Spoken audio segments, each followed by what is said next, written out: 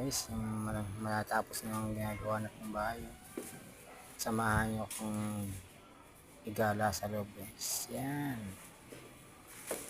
Matapos ko ng pinturahan yan. Pati kay loob. May railings na yan. Hagdan. Ganda ng kulay niya. Yan.